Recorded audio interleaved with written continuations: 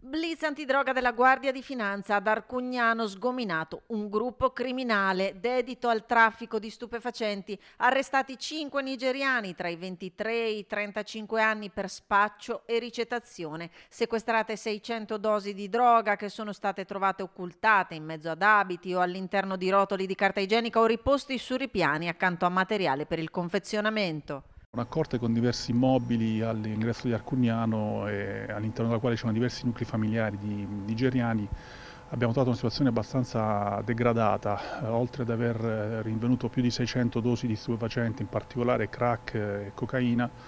Abbiamo rinvenuto 12.000 euro in contanti e anche dei PC, dei portatili, dei tablet e degli smartphone che noi riteniamo essere proventi di furto, che erano stati ricettati, alcuni di questi peraltro sottratti ad alcune scuole, anche asili della provincia. Una situazione di degrado perché abbiamo trovato diversi nuclei familiari anche con dei bambini in condizioni igieniche e sanitarie pessime e nelle prossime ore noi faremo partire una serie di segnalazioni anche d'intesa col signor prefetto che è stato informato di questa situazione. Gruppo criminale che agiva nelle piazze vicentine, dalla stazione a Campomarzo e nelle strade limitrofe al centro storico.